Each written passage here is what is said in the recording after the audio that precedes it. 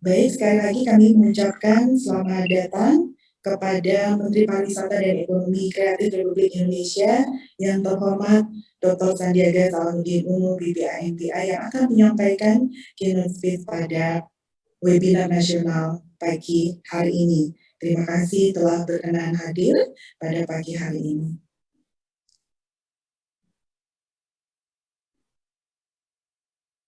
Disilakan pada Bapak Menteri untuk menyampaikan keynote speech. Terima kasih. Terima kasih Bu Desi. Apa kabar Bu Desi? Sehat pagi ini? Puji Tuhan, terima kasih Bapak Sandiaga. Puji Tuhan. Ayo Bu Desi nggak boleh tegang, agak tarik napas sedikit. Terima kasih.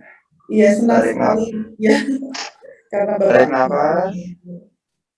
Ya, tarik napas dulu. Terima kasih Pak Sandiaga Uno. Terima kasih. Matur nuwun sangat. Terima kasih Bapak Prof. Dr. Insinyur Supartono. Rektor Udin. Siap Pak Rektor. Baik, saya buka dengan Bismillahirrahmanirrahim. Assalamualaikum warahmatullahi wabarakatuh. Waalaikumsalam warahmatullahi wabarakatuh. Salam sejahtera bagi kita semua. Shalom, Om Swastiastu, Namo Buddhaya, salam kebajikan, salam Indonesia maju, salam sehat, penuh semangat. Yang saya hormati Bapak Laksamana Muda Purnawirawan Beken Tri Basuki MSI Han CHRMP Ketua Yayasan Nala TNI Angkatan Laut. Yang saya hormati Laksamana Muda TNI Purnawirawan Profesor Dr. Insinyur Supartono MM CIQAR Rektor Universitas Hang Tuah Surabaya. Sugeng Enjang Pak Rektor. Yang saya hormati Laksamana Pertama. Yang saya hormati Laksamana Pertama TNI Purnawirawan Dr. Edi Soeharjono SE MAP CIQNR Dekan Visip Universitas Hang Tuah Surabaya, para sivitas akademika yang saya banggakan, para peserta dari seminar nasional ekonomi kreatif dan pariwisata dalam perspektif kemaritiman dengan judul arah kebijakan dan strategi Kemenparekraf dalam pengembangan destinasi wisata bahari. Saya juga ingin menyapa para narasumber yang istimewa, Bapak Insinyur Haji Kabir Samad, ST, MSI, IPM, ASEAN Engineering, anggota Komisi 11 DPR RI, juga Bapak Indatan Nurbayu Haji, SS, Bupati Pacitan, yang saya banggakan, Dr. Budi Rianto, MSI, dosen Prodi Administrasi Publik, FISIP Universitas Hang Tuah, Bapak M. Husni Tamrin, SAP, MKP, Ketua Program Studi Admin Publik, selaku moderator. Pak kabar Pak Budi? Semangat Pak. Baik, Bang Sandi. Semangat. Dan seluruh mahasiswa Universitas Hang Tuah Surabaya yang saya banggakan, coba saya cek ada berapa? 281. Semangat semua, semangat. Bersama saya ada Ibu Nike, Deputi Bidang Kebijakan Strategis, dan Pak Alex Rean, Direktur Wisata Minat Khusus yang membawai wisata bahari, dan kita bertiga ingin memberikan pantun. Selamat pagi, santun, sandi berpantun. Pantai Ria Kenjeran, satu-satunya pantai di Surabaya, dapat menikmati sunset yang indah dan berkuda. Indonesia sudah pasti kaya akan wisata baharinya. Universitas Hang Tuah lah, mari kita ekspor dan jaga bersama. Alhamdulillah, selamat ya. Ya, pantun itu mudah-mudahan bisa membuat kita sedikit lebih rileks dan jangan tegang. Insya Allah pagi ini akan membawa keberkahan. Tuhan Yang Maha Kuasa sudah memberikan kesehatan dalam webinar kewirausahaan ekonomi kreatif dan pariwisata dalam perspektif kemaritiman. Ini sesuai dengan apa yang ingin saya sampaikan dan tentunya memberikan apresiasi setinggi-tingginya kepada Universitas Hang Tuah Surabaya karena hari ini luar biasa. Topiknya tentang wisata bahari yang akan menjadi wisata unggulan di tengah pandemi dan pasca pandemi. Ini adalah momentum kita untuk bangkit. Karena wisata bahari itu secara natural adalah wisata yang tidak berkerumun, tidak berdesak-desakan. Wisata bahari adalah wisata berbasis alam, open air, dan sehat. Wisata yang mudah-mudahan masuk dalam perspektif kenormalan baru kita. Bapak, Ibu, hadirin sekalian, Jaya Seva Jaya Mahir, di mana kita selalu mengingatkan generasi muda kita bahwa nenek moyang kita adalah seorang pelaut. Dan saya melihat bahwa dengan pandemi dan tantangan ekonomi, kita harus mereorientasi pembangunan kita. Ternyata kita harus melihat bahwa sisi pariwisata, khususnya wisata bahari, harus lebih dikembangkan.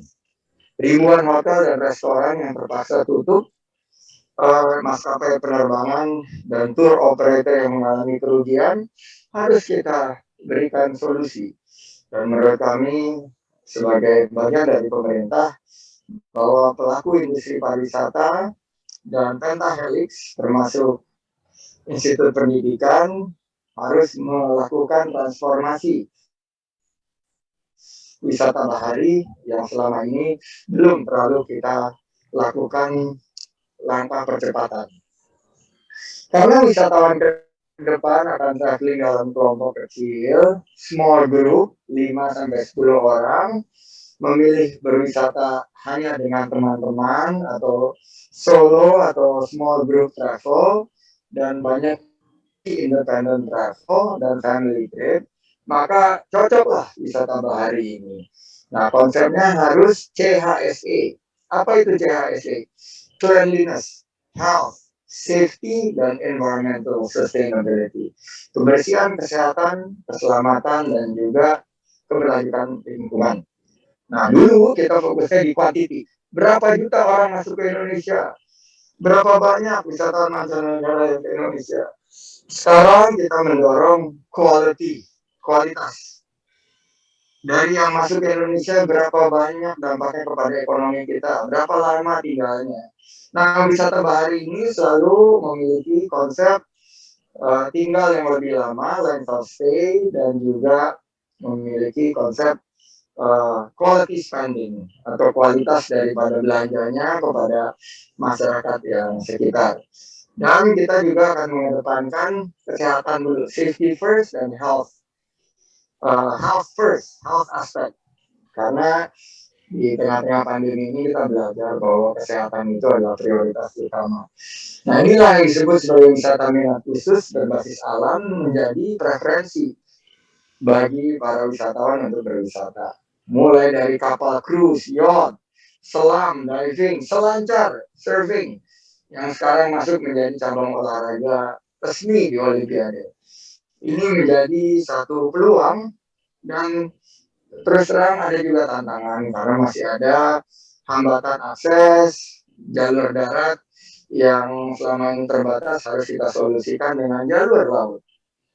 Saya yakin bahwa kontribusi wisata bahari yang hanya sebesar 10%, atau sekitar $1 miliar, sekitar 8 tahun yang lalu, akan berkembang 3-5 kali lipat. Dan di tengah pandemi, Indonesia sudah menorehkan prestasi menjadi pemenang destinasi wisata selam terbaik di dunia atau The Best Dark Destination Asia Pacific Awards tahun lalu 2020 menurut Travel Weekly Asia Readers Choice Awards 2020. Nah, ini luar biasa potensinya. Kenapa nggak kita kembangkan? Juga kalau bicara surfing, ini adalah surganya para server, bahwa destinasi-destinasi berselancar di Indonesia ini masuk menjadi destinasi terbaik dunia sesuai dengan Asosiasi Surfing World Surf League. Destinasi cruise atau pelabuhan kapal pesiar berdasarkan Permenhub nomor 121 tahun 2015 sudah diberikan kemudahan-kemudahan. Dan data Wonderful Indonesia diving dan snorkeling, Indonesia masuk memiliki destinasi wisata selam yang luar biasa, guys. Mulai dari Pulau W di Aceh sampai ke Raja Ampat di Papua Barat.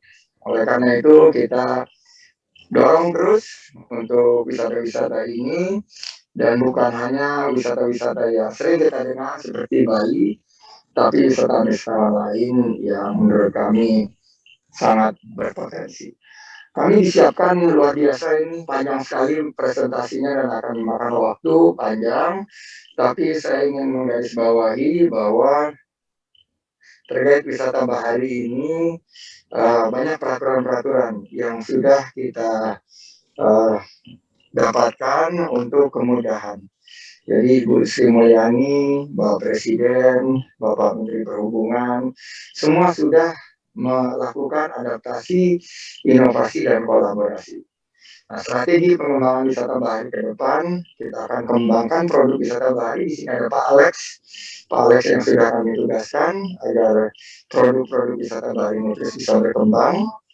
Promosi wisata bahari, kita ada timnya Ibu Nia, Deputi Bidang Pemasaran, yang akan mengembangkan wisata bahari. Dan dari segi adaptasi adalah bagaimana tim dari industri dan investasi, Pak Fajar Utomo, akan membangun satu budaya baru tentang penyelenggaraan wisata bahari yang bersih, sehat, selamat, aman, dan juga berkelanjutan lingkungan, dan tentunya pengembangan SDM.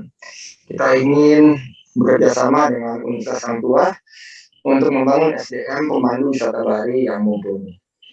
Akhirnya, Bapak Ibu hadirin yang berbahagia, kita berdoa semua agar pandemi ini segera berakhir dan kita kembali ke kekuatan Indonesia, yaitu kekuatan laut dan kekuatan maritimnya. Saya yakin bahwa kita semua bisa bergandengan tangan dan memberikan manfaat dan inspirasi bagi sivitas akademika, mahasiswa Universitas Hang Tuah Surabaya, dan dengan semangat kolaborasi kita manfaatkan potensi yang dimiliki kita bersama. Mari bangkit di saat sulit, menang melawan COVID. Together, yes, we can do it. Saya akan tutup untuk Pak Rektor dan semua dengan sebaik pantun penutup. Mudah-mudahan juga akan membuat Ibu Desi lebih rileks dan tidak tegang. Rujak cingur merupakan makanan khas dari Surabaya. Dicampur bumbu kacang dan petis, menggugah selera. Mari kembangkan sektor pariwisata bersama Universitas Hang Tuah Surabaya. Alhamdulillah ya. Khususnya untuk pengembangan wisata bahari Indonesia. Jalan kita di dalam kami laut. Semangat, together we can. Bila taufik wal hidayah, wallahul muwaffiq ila aqwamit thoriq. Wassalamualaikum warahmatullahi wabarakatuh. Waalaikumsalam warahmatullahi wabarakatuh. Terima kasih Pak Sandi yang telah Terima kasih Bu Desi. Wah, Ibu Desi udah lebih rileks sekarang setelah dikasih makan dua baik. Terima kasih karena sudah mendapatkan tadi pantun terutama dari Pak Sandi. Ini buat kami semuanya juga punya semangat untuk pulih dari kondisi yang sekarang ini. Baik Bapak, bila diperkenankan, apakah kami bisa mengajukan satu pertanyaan dari peserta? Boleh dong, boleh banget Ibu Desi, boleh sekali. Baik, terima kasih Pak Sandi, dan pertanyaan ini akan diajukan oleh Dr. Agus Wahyudi, SIP MIP, dosen Administrasi Publik Fisip Universitas Hang Tuah. Kami persilakan Pak Agus Wahyudi. Terima kasih Bu Desi Arifiani LSI. Terima kasih Baik, Pak Pak Agus. Dr. Sandiaga Salahuddin Uno. Assalamualaikum warahmatullahi wabarakatuh. Waalaikumsalam warahmatullahi wabarakatuh, Pak Agus. Menarik sekali apa yang tadi sudah disampaikan oleh Bapak Menteri ya berkaitan dengan bagaimana sebetulnya kiat-kiat kita menghadapi sektor pariwisata ini terutama di era pandemi ya. Kita tahu bersama bahwa memang pandemi ini belum berakhir dan tadi malam juga Bapak Presiden menyampaikan di beberapa tempat ada sekitar 100 lebih tempat yang juga masih mengalami proses PPKM tahap 4 gitu ya.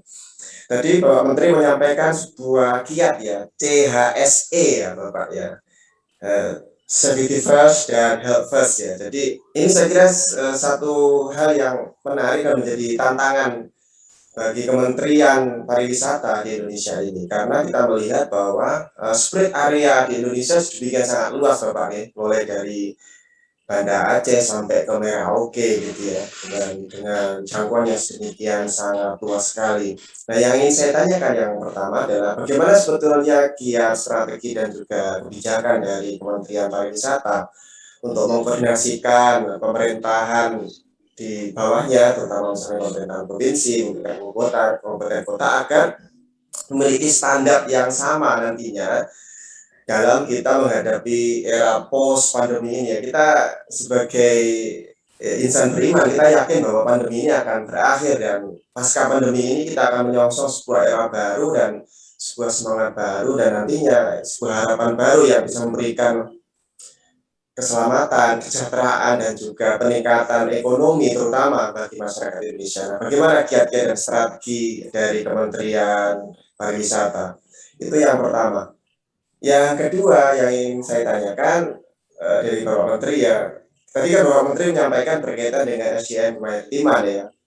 Terus terang ya di kampus kami adalah kampus yang memang concern di dunia kemaritiman ya, bahwa tema dan kita itu adalah berusia kampus ya, di kampus Laut Biru gitu Bapak ya. Nah, bagaimana mungkin cara ya kita dari Hang Tuah ini bisa bekerja sama dengan Kementerian Pariwisata untuk juga ada SDM kemaritiman yang nantinya bisa kita sinergikan ya dengan Kementerian Pariwisata. Demikian Pak Menteri, terima kasih Bapak Uno, Bu Desi. Assalamualaikum warahmatullahi wabarakatuh. Waalaikumsalam warahmatullahi wabarakatuh. Matur suwun sangat Pak Agus. Pertama, untuk kerjasama. Hari ini kita langsung launching aja bahwa kita bermitra. Nanti proses administrasinya bisa menyusul, tapi Universitas Hang Tuah sebagai universitas yang fokus pada bidang kemaritiman kita perlu sekali. Karena Pak Alex dan teman-teman perlu SDM yang mumpuni. Karena kalau dilihat dari 5 destinasi sumber prioritas, kita ada beberapa yang betul-betul mengandalkan wisata berbasis perairan. Seperti Danau Toba, Mandalika, Labuan Bajo, dan juga Likupang. Saya juga Likupang ini di Sulawesi Utara, yang kaya akan wisata baharinya. Jadi kita langsung gercep aja, gerak cepat, gercep 3G ya, gercep, geber, gerak bersama, kami bersama Akademika Universitas Hang Tuah, tentu izinnya Pak Rektor dan Pak Ketua Yayasan. Dan ketiga kita gaspol, garap semua potensi, karena wisata bahari ini sangat luas.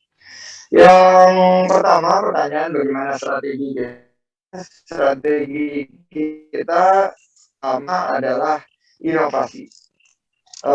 Di tengah pandemi dan tantangan ekonomi ini, kita harus terus berinovasi menggunakan teknologi digital, dan pemerintah daerah, pemerintah kota sekarang, termasuk pemerintah provinsi, terhubung dengan kami dengan teknologi.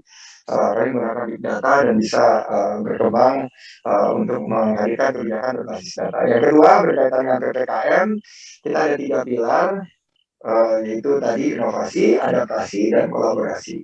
Adaptasinya, Kemenparekraf ini sekarang hadir bukan hanya mengurus pariwisata yang happy-happy, tapi pariwisata yang berbasis kesehatan, berbasis tentunya ekonomi. Kita harus menghadirkan solusi bagi 34 juta masyarakat Indonesia yang menggantungkan nafkahnya di pariwisata dan ekonomi kreatif. Dan dari sisi kemanusiaan, hari ini saya ikut program menggenjot vaksinasi menuju 2 juta vaksin per hari. Loh, apa hubungannya sama Kemenparekraf? Ya iyalah ada hubungannya. Karena pariwisata hanya bisa bangkit kalau kesehatannya ini pulih. Dan kesehatan pulih kalau vaksinasi tersebar.